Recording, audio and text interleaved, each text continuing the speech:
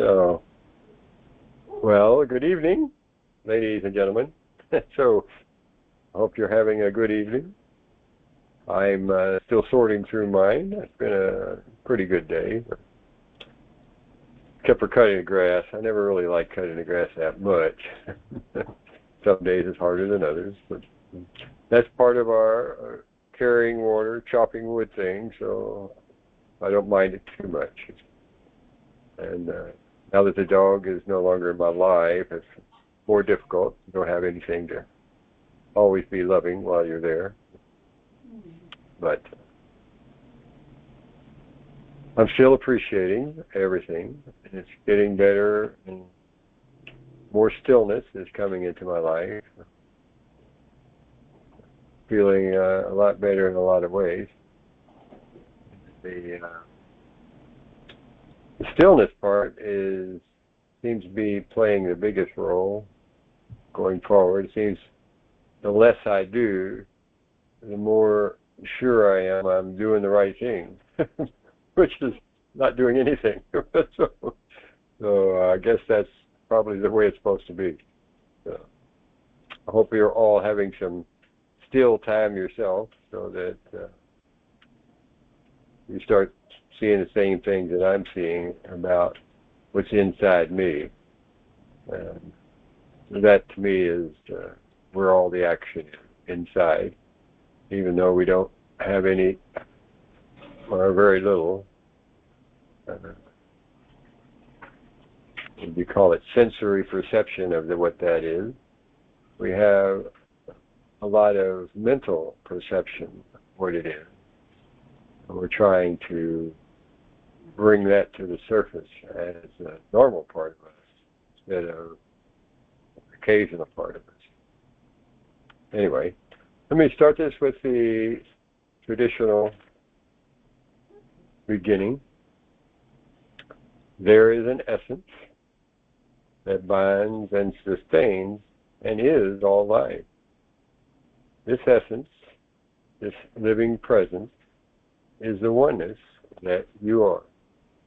The oneness that you are.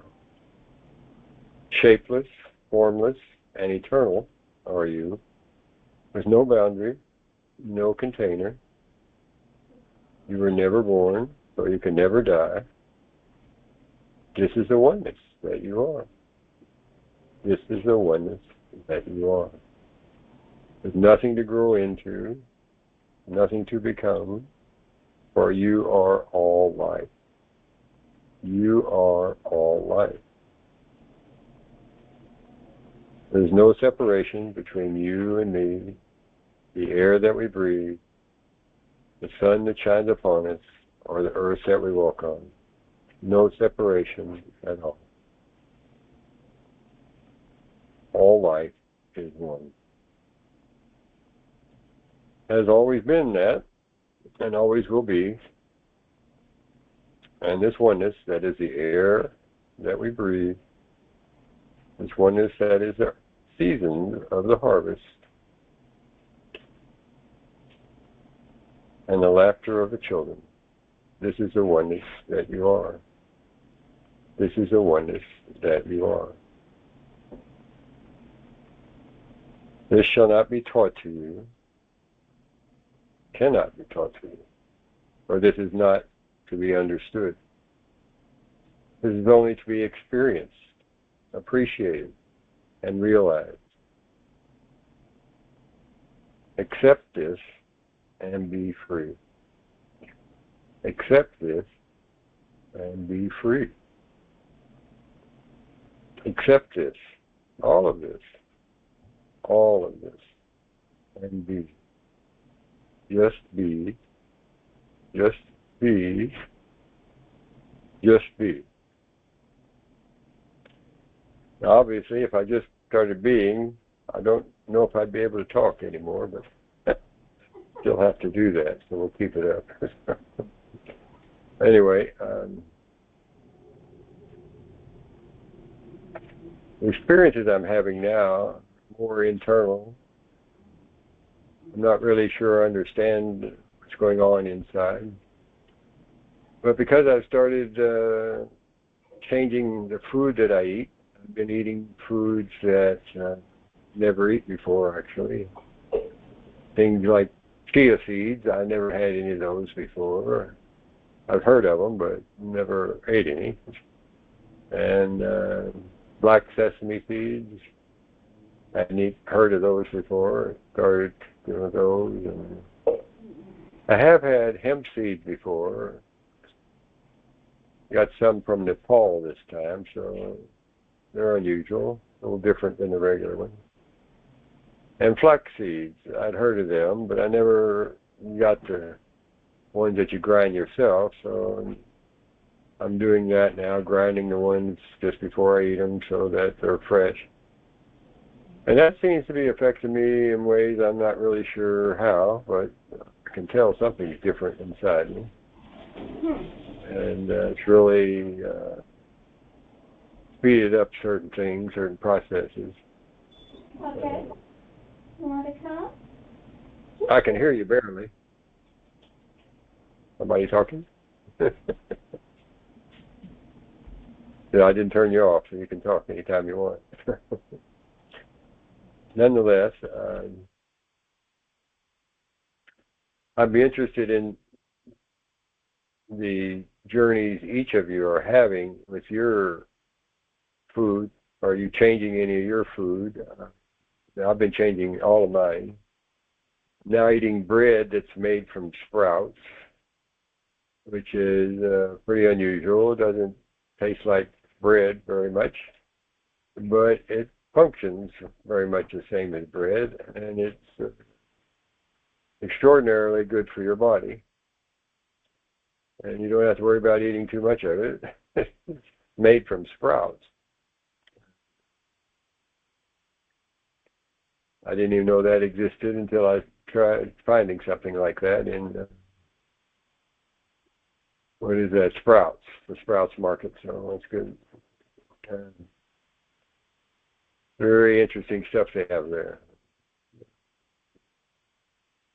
So that part of my journey is transitioning continually, along with my exercise program, which is in a very mellow mode right now and has been for 3 or 4 weeks. I haven't been doing too much exercising. I've been cutting back on all my exercises in order to give my body a chance to be a bit more relaxed overall. I've been working it really hard prior to that, so I'm thinking that's a good thing to do. So that's what I've been doing. And it seems to be working because I am feeling much more grounded, much more relaxed, and able to meditate much easier, able to focus on short periods of time instead of long periods of time.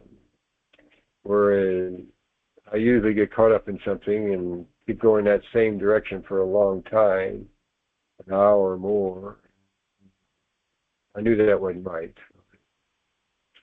Try to get it where I only have a few minutes at a time, at the most, going any one direction, unless I'm working on a project or something, then I stay on the project. And most of the time, I'm just looking for new things. So when you're looking for new things, you're not going to be focused on one particular thing. You're going to keep looking for more and more things. And that's what I've been doing a lot of. I found a lot of interesting things, especially for my roof. When I learned how to see the problems that were caused when my landlord put a new roof on. The roof that was on there was working fine, but she thought it'd be good to upgrade it, put a new one on because it'd been on there for 25 years. It was still working fine. When she put the new one on, it wasn't working quite so well because they didn't put the right kind of coating on it to radiate the sun's energy away from the roof. And so instead of radiating it away, it sucked it in.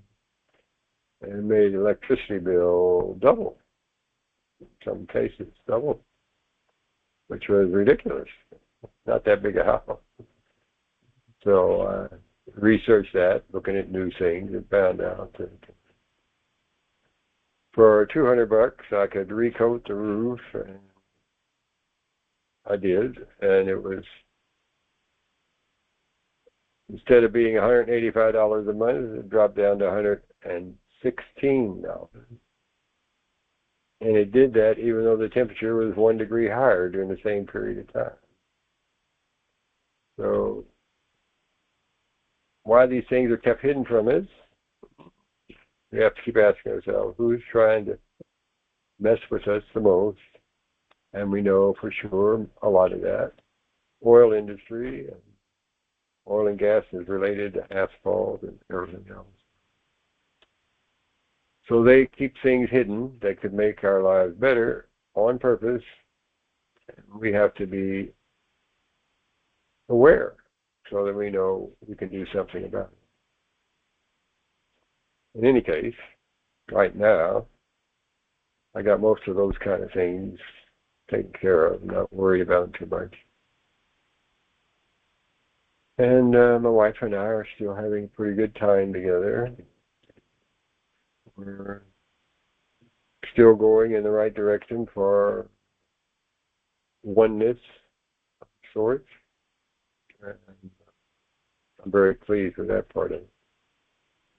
But as the transformation is also part of your relationship with other people.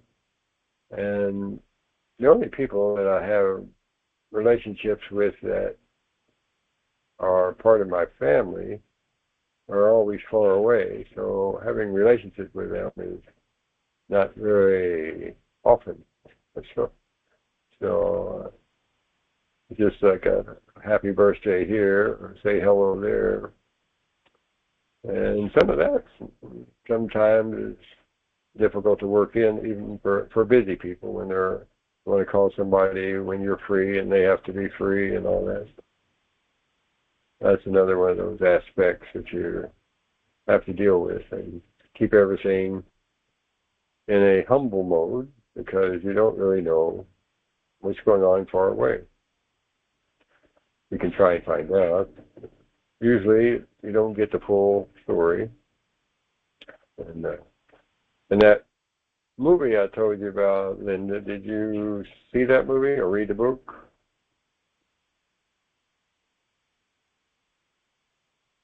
She turned herself off. Oh, okay. She could talk if she wants. Apparently she didn't want to talk. It's okay. She said she thought she needed something about long-term relationships. Yes, I haven't watched it yet, but I found it and marked it. It's in my watch list because I really do want to watch that. I think I have a couple of sandbags around relationships. Yeah, probably most of us do, I imagine. Yeah. That movie was highly rated, and it was pretty significant things in there took place. That I discovered things in it that were a part of some of the things that I had noticed in myself with my relationships from time to time. But also noticed that I was able to overcome almost all of those things. And there's very little left to do that except learning how to communicate with your friends and family in the best way. And it's different for each person you talk to. So that's why it's so hard. I think you can say the same things to two people in your family, but because nobody sees the same view of life. But, right. It's a tricky game. Anyway. Yeah.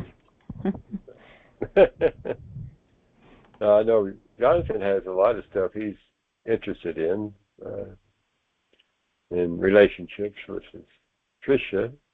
I'm not sure what those are, though. I mean, I'm sure it's his world. It's different than mine in a lot of ways, but I like his world because it's more playful And mine was more playful when I was younger. So I just couldn't hold on to that usefulness all the way through. So I'm working on that now, trying to get it back. And if I'm able to truly transform like I believe is possible, then I'm pretty sure most of that will come back as well. It's been very interesting experience, life. So I'm really grateful for having the opportunity to live this long. I was not expecting to reach 78. As it turns out, now I have to reach 89 to get to 2037. So that would be a record in our family. So I have to stay healthy and keep myself in good shape through it all. And I'm feeling like I'm not much different. I don't have the same total energy in me. I have the energy I need for 1 or 2 hours at a time doing something like cutting grass or whatever, but that wears me out pretty good for 2 hours in the heat. So I don't know how much I could do if I was younger, but 2 hours in the heat is a lot. But I'm pretty sure, well, I know I can walk 2 hours in the heat. I guess that's more, I can walk 3 or 4. But I don't know how to translate all those things into their significance, because it's really the most important part about being who you are is getting yourself into alignment with the energy that you are. And to do that, of course, you have to know that energy. And you only get to know it when you're being still. So that's what's changed for me, is now that I'm in my energy more because I'm being more still, I feel more of the energy that I am. And it's not an aggressive energy. For me, it's a gentle energy. And it's the opposite of how my life was. My life was not a gentle life. I was pushed and pulled all sorts of different ways. So I didn't know what gentleness was growing up. And as I see now, getting back to being still, not concerned about the things going on around me, like I was before so much, I am becoming more peaceful overall and more confident that I'm on a good path. When I was doing all the different kinds of exercises I was doing them mostly because I didn't know what I should be doing to stay healthy. So I just did as much as I could of whatever I was doing. And now I realize that I don't have to do that anymore, because after you go through it, you gain quite a bit of internal growth physically as well as mentally, and it sort of doesn't want to leave. It's going to want to stay, but you don't have to do as much to keep it there as you did to get it there in the first place. So I feel confident that I'm doing the right things now physically, and I'm still in a learning process for what I am. And since I did reach a Zen level in the helicopter without knowing I was going that way, that means something internal to me does that. And I'm expecting more of that as I keep integrating my different aspects into a coherent understanding of myself. And if I don't push myself too hard exercising, I'll probably be better off. So I want to push, don't want to push. I want to be gentle because that's my energy. And yet I want to get enough from it to have positive effects overall. So I'll keep changing around, seeing what else I can do, and do things that have the least impact on parts of me that don't need much help, and more impact on parts of me that could use some more help. Part of like, sorting yourself out, working your own puzzle. And that's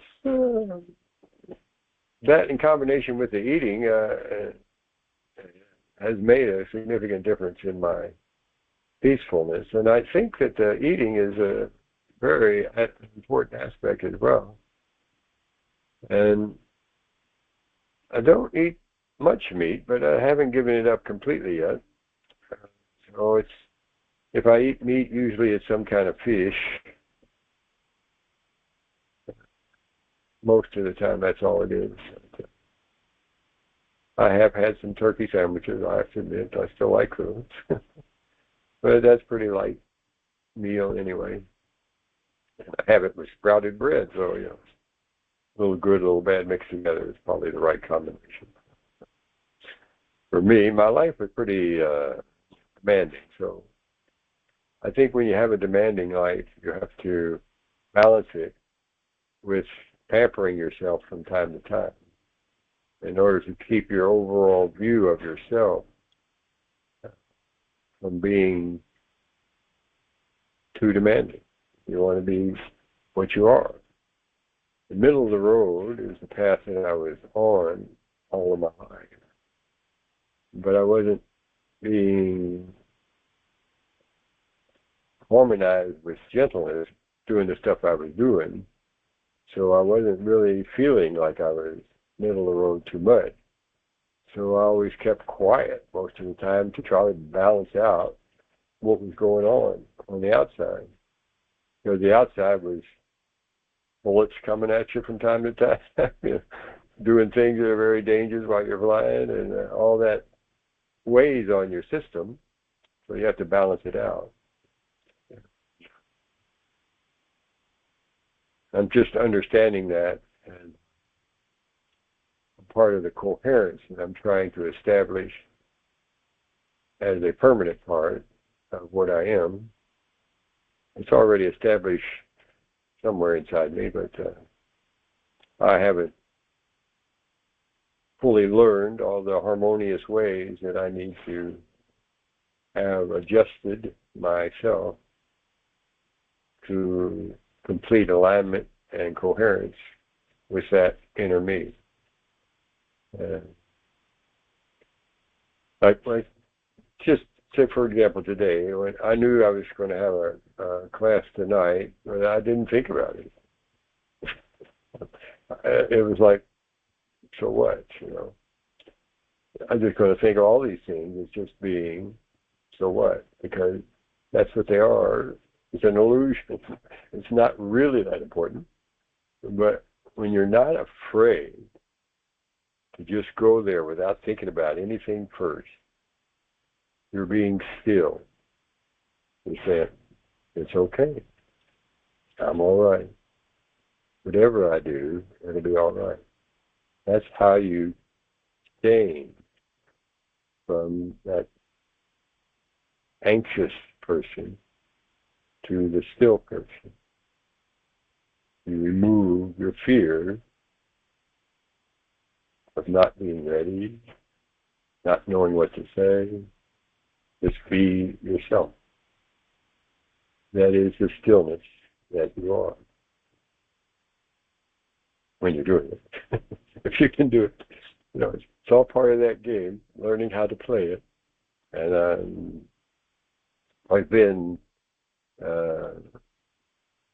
forcing myself mostly to allow myself to just be, but I have to, continually watch the thoughts coming through my mind, make sure that they are gentle thoughts, not demanding thoughts. There are times in life when you have to be demanding as a man, more often than a woman, but women too, they have to be demanding from time to time because we're trying to be gentle for each other. Sometimes being gentle doesn't work in business or work you're doing, so you have to do more difficult things. But for communication, gentleness is probably the most significant aspect of how well the communication is going to come. If you're being gentle, you're not trying to force anything. You're allowing the words to flow without thinking about them too much because you're not agitated, you're not anxious, you're not in a hurry. And I'm trying to be that all the time now. In the last year and a half while my dog was still alive, I never got more than 2 or 3 hours of continuous sleep for over a year. So that was a very demanding thing. But because I love the dog so much, it balances it out. And doing that for that length of time changes what you are in your own mind, so that you become more harmonized with the energy, gentleness in your system. I don't know how much gentleness Jonathan has. Probably a lot. Only Tricia can answer that, but he's a good guy. So I expect good things from him. I expect good things from everybody, really. In our group, there's not many here who haven't been enjoying what this class is all about. Recognizing the true nature of reality is not something that very many people at all are going to know much about, unless people like us are getting it out there. And even when you're trying to get it out there, it's not like you can explain it in a few minutes. It's going to take a long time for people to start catching on to that. That's why I'm hoping for our transformation during this period of time, during that transformation, for us to, in some way, be modified with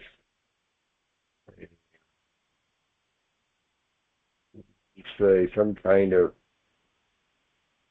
change in our overall viewpoint that comes from paying attention to all these things that we pay attention to, the light, sound, and presence that we pay attention to every day, all the other aspects of it, like the 6 A's instead of just the 3 A's. The 3 A's for the lower chakras, the attitude, attention, and awareness, and then the 3 A's for the higher consciousness part, acceptance, appreciation, and anticipation. As we get all those worked out in our own system, there's going to be a change inside you. It's going to happen automatically. Once those things are incorporated in a way that you don't have to think about it, that's when the change starts becoming obvious to you.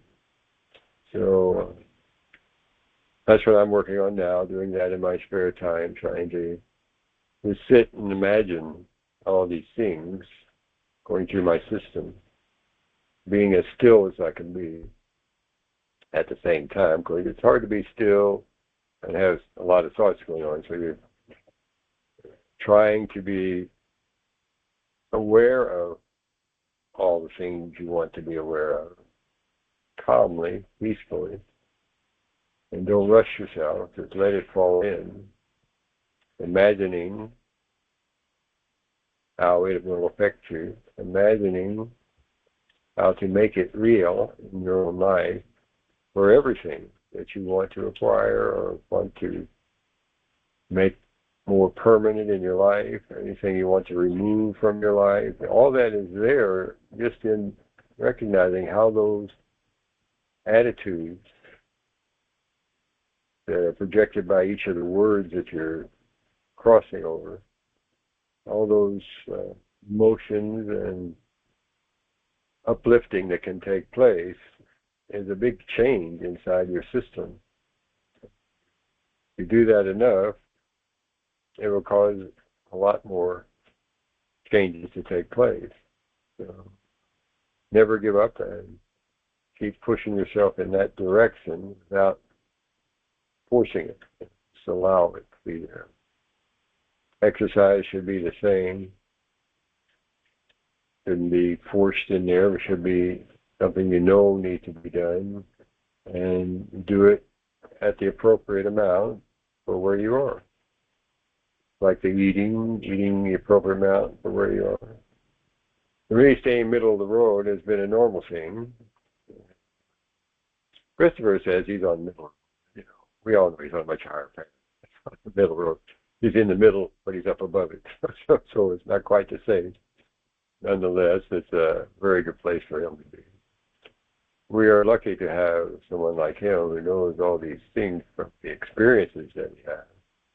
And I wish we could have some of those experiences. But a lot of them were illegal, but you know, that's part of the matrix cutting us off from that, because they know that if we all had that, they'd be out of business. So it's okay. Eventually all that will change too. Just a matter of time. I was wondering if any of you had a particular area you're working on that you don't know how to approach, or you're not sure how to repair or fix, or not that you're broken. We all think that we're not broken. We're trying to align ourselves. So we have to remove subconscious processes that are built in from our lives before we got to this. And some of it's harder to remove than others. Anybody have any questions about anything?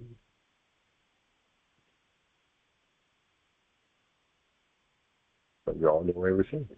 That's great. It's hard to come up with a question offhand sometimes.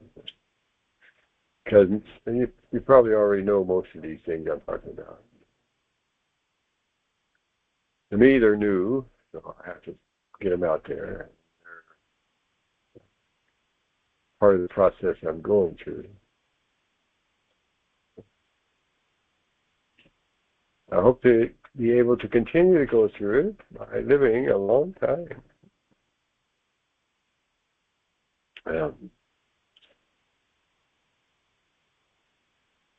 Johnson, you had some pretty good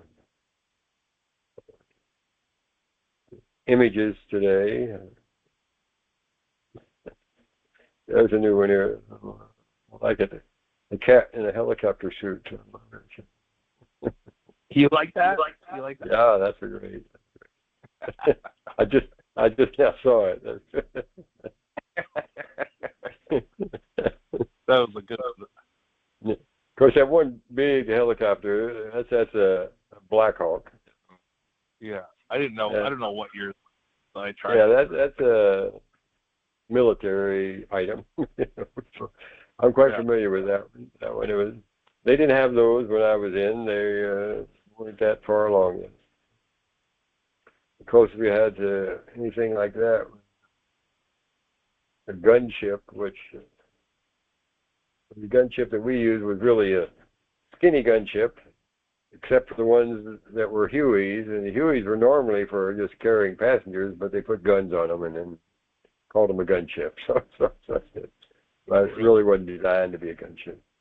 Whereas the Apache, or not the Apache, the Cobra, I flew that one. That one had 20 millimeter cannon on it, 40 millimeter grenade launcher, miniguns, and rockets. I mean, you're going to do a lot of damage with that thing, but did you shoot any stuff? I shot all that stuff off, yeah, but fortunately, not in Vietnam. So they didn't have the Cobras when I was over there yet. So actually, they did. They did. They were just coming over right after I got there. But they always had a lot of problems with them because they're new and they're a lot of things they didn't count on, like a 20 millimeter cannon. The first time they shot those, they were making so much vibration on the aircraft that it popped off and blew off the doors that covered that part of the aircraft, so that they would go back and they'd hit the tail rotor and it would screw up the helicopter. Wow. Yeah, it was not a good thing. But I remember shooting them in target practice. They were like, it's like shooting green basketballs. The tracers, they're really big out there in front of you. And the tracers were only every sixth round, but it still looked like a straight line. So you had to be a lot of bullets coming out of that thing. So, anyway, I never got to kill anybody, fortunately. I didn't have to. And when they put me in a position where... What's that? It was still cool you got to shoot them. What's that? It was still cool that you got to use target practice, right? Yeah. That was definitely cool. But if that's all I really wanted, when they put me in a unit where I was going to actually have to be in a gun unit, and then I was going to have to go to someplace else eventually. I didn't know when or where, but I would have gone to Iraq had I stayed in. So I'm glad I got out because I didn't want to be that. I told them I didn't want to fly a gunship. It's not my way. I'm not that kind of person. But they didn't want to do that, so they want to change it. And then there were other things they could put you in, but the demand for the other things they could put you in was so high that you'd have to be on a waiting list for quite a while to get into that. So anyway, Chinooks would have been good. You know. That's that dual rotor type, carry 20,000 pounds.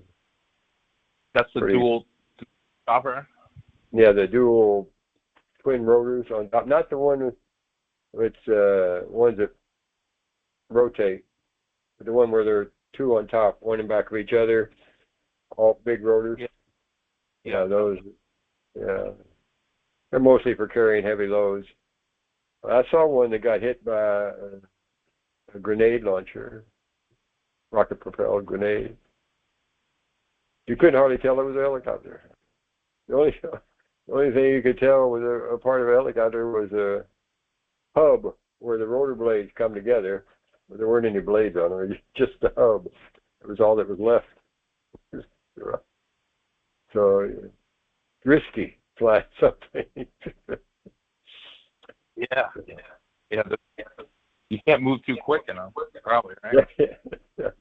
Yeah. In Vietnam, you had to be really sure what you were doing before you did it. Yet you need to know what's in that area. You don't just fly a helicopter anywhere. Yeah, they hit in the ground a lot, so they wait for a noise to come by. Once it's gone, they get out, they go see where you are, see what you're doing, and then if you come back, they'll be ready for you. So they're pretty sneaky, and they did a good job of protecting their territory. And our people were misguided in a lot of ways. Things we were doing were not designed to win the war. They were designed to use up military aircraft and personnel. Wear them out, get them killed, knock them out, bring some more in, keep doing it over and over. Something to build the economy, make the economy big, make more money, do more things like that. That was their purpose, the way they did it all. A lot of people, I thought, were just being used as fodder. They were not sent to places that would have been appropriate to send helicopters. They were sent to places where they know they're going to get wiped out. I don't know why they would do it, but they did it time and time again. I was lucky I wasn't I was in the hospital during a time we lost 70% of our units. They sent it to Laos, I think it was. No, 70%. Pardon? 70%. That's a lot. Yeah, like when during that period of time, they had been in Laos and Cambodia both. I think when I first went there, we just came back from Laos. The unit that I went into, they lost a lot of people. I was replacing some of those people that went to Laos. And then I flew for a month before I went to the hospital. During that month I was in the hospital, they went to Cambodia. And they lost 70% of everybody. If I had been there, I'd probably been one of those. So that's why I had to go to the hospital. Part of my plan. I didn't realize I'd made it for that reason, but it worked out pretty good. I couldn't believe it. Yeah. That's pretty much everybody. How many people was that? How many people died? Yeah. In that particular thing, there was like we had just a company of people, and the company was about 200 people, so I suppose it lost about 120 or so people. Yeah. Because you don't lose the cooks and stuff; they're still back in the base. So you only lose the ones that's doing the fighting, you know. So, but I couldn't believe the food over there. It was the most insulting food I've ever seen or tasted before. Biscuits were like rocks. I mean, it's unreal. Yeah. It's hard to explain all that, but I have to say that it was quite similar to the orphanage experience, I think, but not quite as bad. Depends on how you look at things, you know. Yes. I was designed to handle all that. Even though I was a gentle energy, I was always curious about why things were the way they were. So I'd always want to know why people did this and people did that, why they did all that. When I found out, I couldn't believe it, how stupid it was. The reasons weren't logical at all. But no. You know, so that opened me up a little more to the reality, the way it really is, as opposed to the way we think it is. Definitely, if you're an average American living in your house, got a job, going to work, and you're coming home, everything's fine and dandy, you have no idea what's really going on. If you do helicopter work, you find out quickly all of the things you would never thought anybody would do. I mean, it's amazing the things they do. You go places that nobody else goes, and you see things nobody else sees, but you can't tell anybody about it to speak of because there's nobody to tell it to. When you're working in those places, there isn't anything there. So, I didn't even have communication with the U.S. when I went to Saudi Arabia. Vietnam, you don't have anybody communicating with. And so it was like, that was all before cell phones and all that. It was different back in those days. So you kept it all to yourself, and it's not really a good thing. You need to get all those kind of things out in the open. Right. Yes, it's good to keep it in. Yeah. Now I'm working on getting my family positioned back together so that we can all be in harmony with each other. I think that can happen pretty easily. But my son, however, I don't know that I'll ever be easily connected with him because he had a stepfather when I wasn't around. And his stepfather was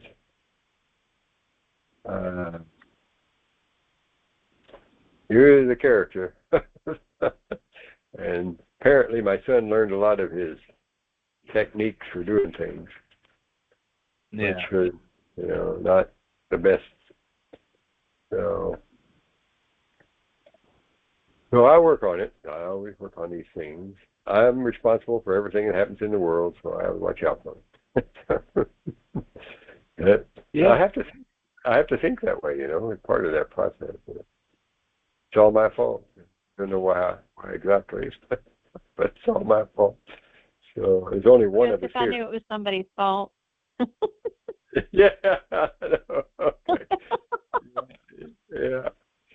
Yeah. Sorry, I had to go there. Yeah. Yeah. Yeah, that's why these movies where they show killing people, I can understand how you want to kill people, but it doesn't make the thing go away, It's still there. The thing you're trying to stop doesn't go away just because you kill them. It's still there because you're still focusing on it. The people that go out for revenge, you're not going to get anything from that. It's not going to solve any problems. The problems are only solved internally.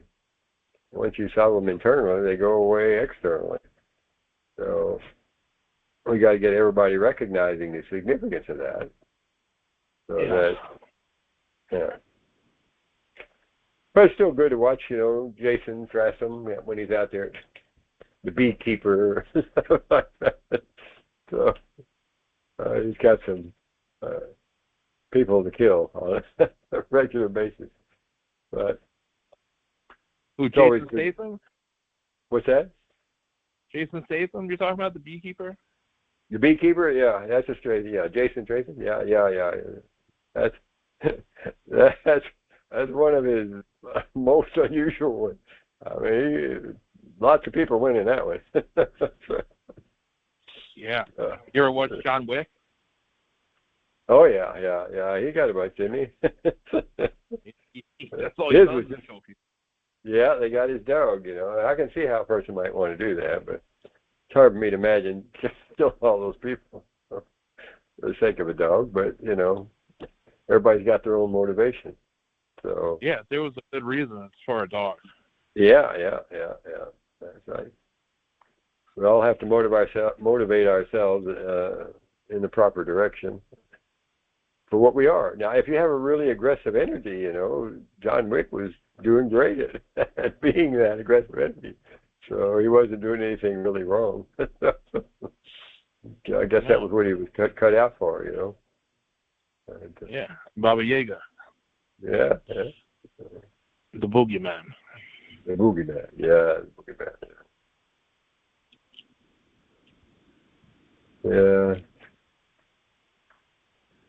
I got to see a lot of stuff that I didn't really need to see, but it certainly informed me of the nature of our reality from a perspective I wasn't expecting to see, really, which opens up a lot of information inside. And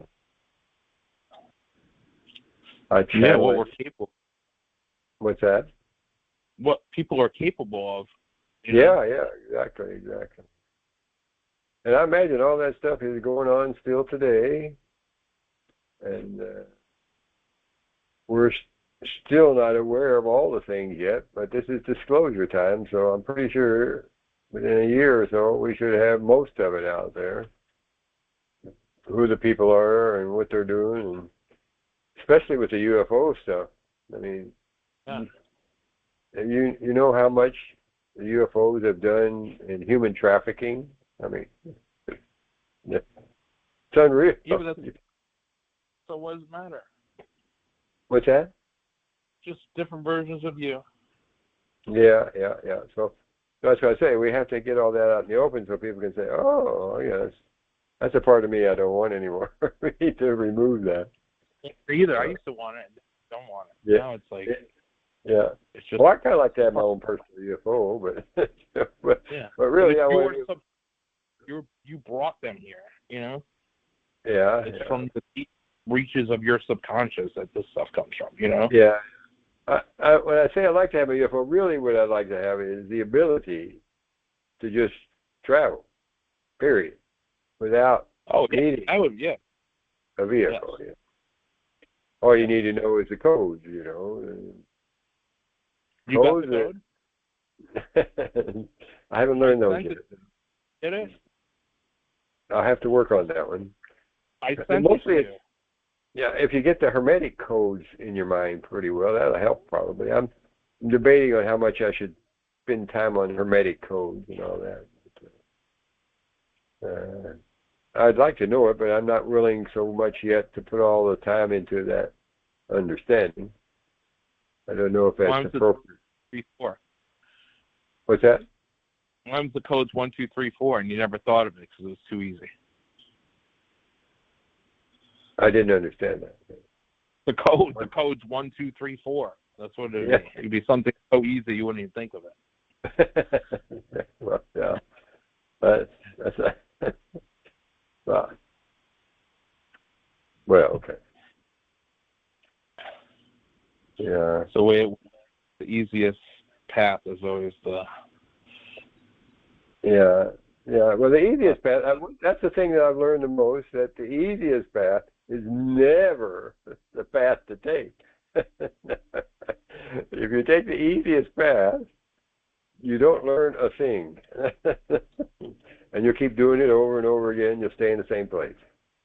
You got to take a harder path, or you don't learn anything.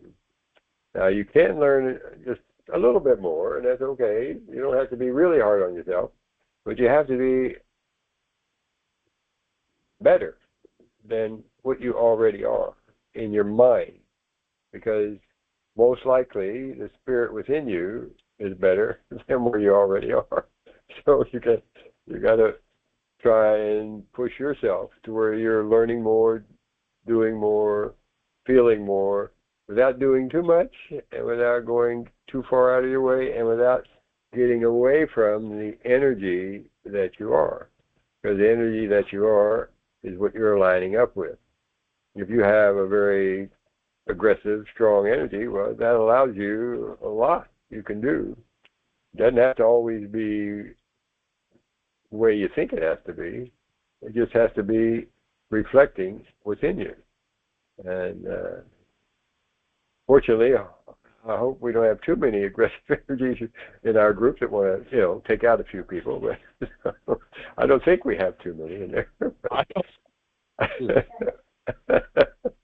So part of the excitement is knowing that you can be with people who have an understanding that you can communicate with.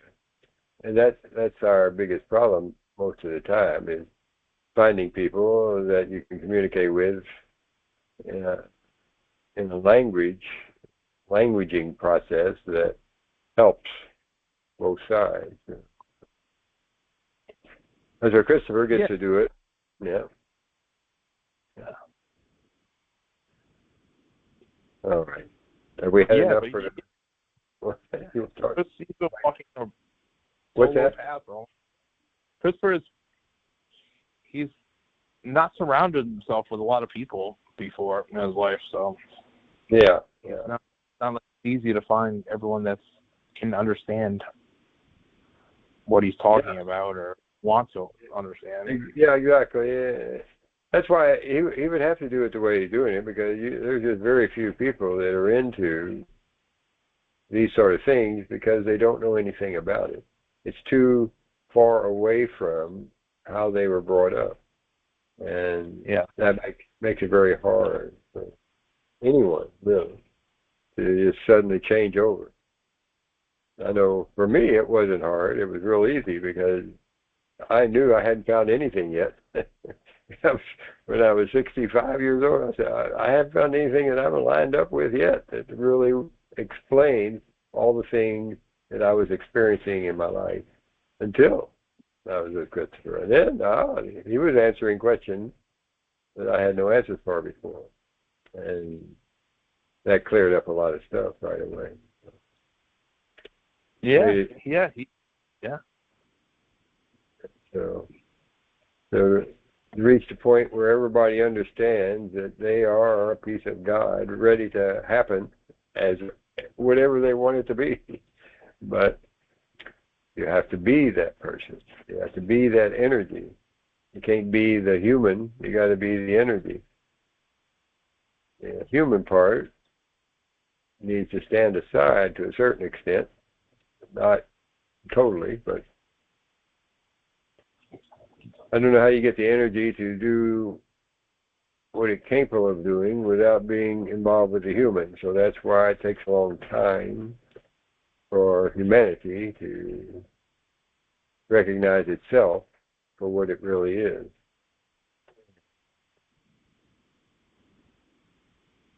Life is tricky. Life is tricky. Yeah. And where's Trisha? She gone or she left already? Oh my goodness. She's talking to her dad, I think. No. Yeah. She was listening. And Sheila, how's Sheila doing? Is Sheila doing well tonight? I'm doing just fine, thank you. That's good. That's good. That's good. So I like everybody to have a voice in this, you know. We're all going through the same process, you know. We should all have a voice in it, you know. The idea of me talking or anybody else talking that hasn't had the same kind of background that Christopher has is really like demanding a lot from you. It forces you to look at things that you normally wouldn't look at. So that's a good thing, but it's difficult. So you're trying to, like in my case, I'm just trying to put a perspective on it that explains all the things that I've experienced in my life and see if somebody else can connect with any of that.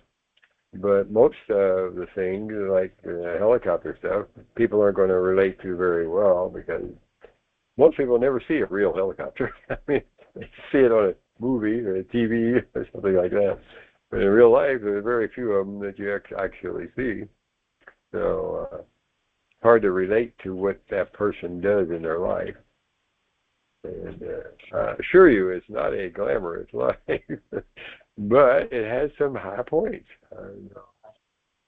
So you get a little bit of everything, you know. You get to go to all the generals and all the important people get to go see all the stuff they want to see and do all that. And yet at the same time, you're stuck doing things you don't really want to do most of the time. So you just grin and bear it and enjoy it all. I've slept in helicopters, just be there in places you didn't really want to be and just wait for somebody to show up. So it's searching for people, lost. Of course, I did find a life raft. That was the most amazing thing to me, finding a life raft that I didn't know existed until I found it. That was a crazy thing. That was quite eye-opening for me. You know, it's when something comes into your mind without you having any physical evidence to indicate that it should have come there. That's mind-blowing for it. Really, for me, I was 64 when that happened. It was over a year before I even talked about it with him. I didn't know what to make of it. It's so bizarre. And yet, those kind of things are what we're all about. And we have to learn that so well that we can walk around blindfolded and not have any problems. So that's what's coming little by little. We won't need our eyes to see anything pretty soon. It'll start being more visible as the veil slowly moves away. Very slowly. Anybody got a subject they'd like to talk about? Thank you, Jonathan, for your contribution. Appreciate it. And Linda, your stories are good too. Sheila doesn't have much to say tonight, but it's okay. We still love her. And,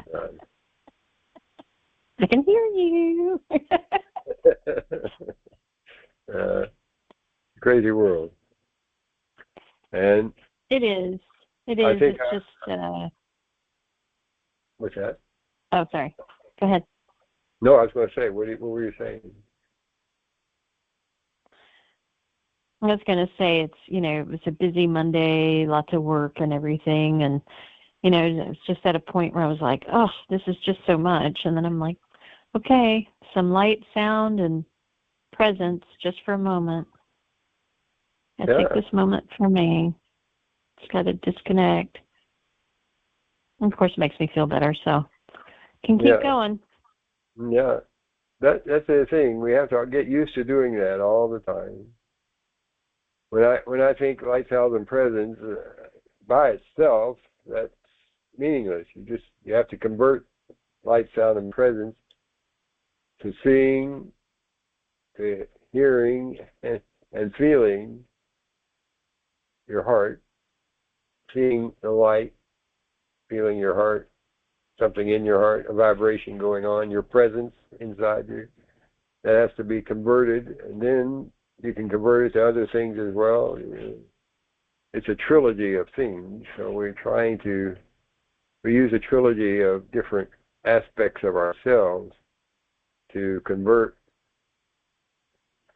the way our body and mind work together in a harmonious way. Still working on that falling into place. When it will, it's just a matter of how much time it takes to get there. It's once you get there, though, I mean, as you start approaching it, you start to notice more things, more of the zenness of just being you. As things start to fall in place, you start noticing things, and that causes more things to fall in place, and then you notice more things and continue it. It amplifies itself as it moves more coherent. So I'm looking forward to those beautiful experiences where I can see with my eyes closed, walking down the street. This is the game we're playing. Most of the time I have my eyes open walking down the street, but I do close them I try to see how far I can do it. So far I'm only up to about 20, 30 steps. I think I got to 40 or 50 one time. But it's like you're in a hazardous area when you're walking on the roads. You can't go too far out of the way. So. But it's just a learning process. Everything is a learning process. Keep going. Now, thank you all for being here tonight. I appreciate your attention, and I hope you didn't get too bored too often. I'm still working on being what I am, and I don't know what that is yet. So I'll never be accurate until I can get to that point.